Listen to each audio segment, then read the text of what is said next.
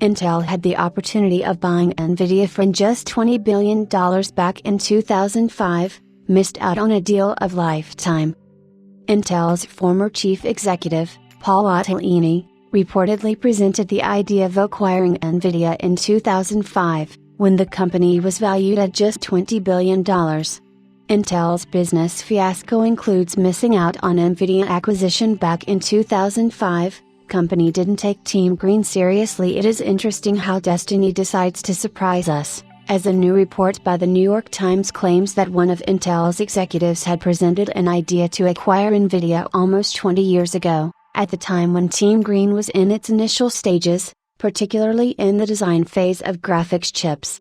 According to the report, Paul Otellini, former Intel CEO, pitched the idea of buying NVIDIA in a board meeting with the intent that the design of graphics chips would be fundamental for data center scalability moving ahead. However, the idea was rejected.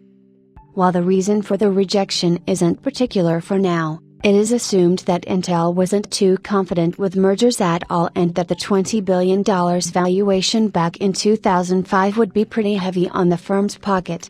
So yeah, Intel could have turned up their $20 billion to a whopping $3.5 trillion in a matter of decades if they decided to acquire NVIDIA at that time. But the interesting question here is, would the merger, if it occurred, put NVIDIA at the position it currently is in?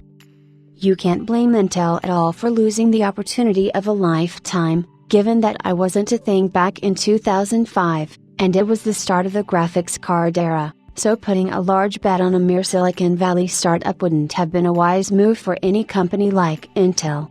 Regardless of the finances involved, Intel isn't doing too well with its merger deals, such as those with Nirvana Systems, Movidius, and Habana Labs, so maybe NVIDIA was better off without being involved in the acquisition deal. The balances have significantly shifted in the modern era, with NVIDIA now being valued at $3.5 trillion. Perhaps on its way to surpassing Apple in a matter of years. On the other end, Intel is struggling pretty hard to sustain itself in the markets, since the company is witnessing its worst financial period. Along with this, ramping up competition from Qualcomm and AMD has squeezed Team Blue in a corner, where escaping out isn't that easy.